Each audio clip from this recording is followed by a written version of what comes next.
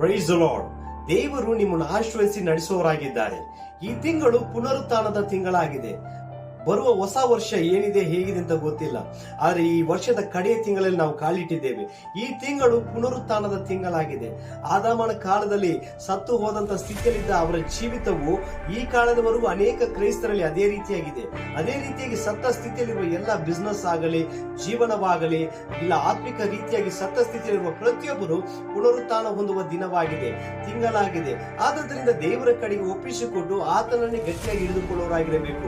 ಯೇಸು ಕ್ರಿಸ್ತನೇ ಪುನರುತ್ಥಾನವು ಜೀವವಾಗಿದ್ದಾರೆ. ಪ್ರಿಯರೇ, ವಾಕ್ಯ ನೀವು ನೋಡಬಹುದು. ಯೋಹಾನನು ಬರೆದ ಸುವಾರ್ತೆ 11ನೇ ಅಧ್ಯಾಯ 25ನೇ ವಾಕ್ಯದಲ್ಲಿ ಯೇಸು ಆಕೆಗೆ, ನಾನೇ ಪುನರುತ್ಥಾನವು ಜೀವವೂ ಆಗಿದ್ದೇನೆ, ನನ್ನನ್ನು ನಂಬುವವನು ಸತ್ತರೂ ಬದುಕುವನು ಎಂಬುದ ವಾಕ್ಯ ಬರೆಯಲ್ಪಟ್ಟಿದೆ. ಆದರೆ ಯೇಸು ಕ್ರಿಸ್ತನ ಮೇಲೆ ನಂಬಿಕೆ ಇಡುವ ಪ್ರತಿಯೊಬ್ಬರು ಬದುಕುವವರಾಗಿದ್ದಾರೆ. ಸತ್ತ ಸ್ಥಿತಿಯಲ್ಲಿರುವ ಎಲ್ಲಾ ಕಾರ್ಯವು ಪುನರುತ್ಥಾನ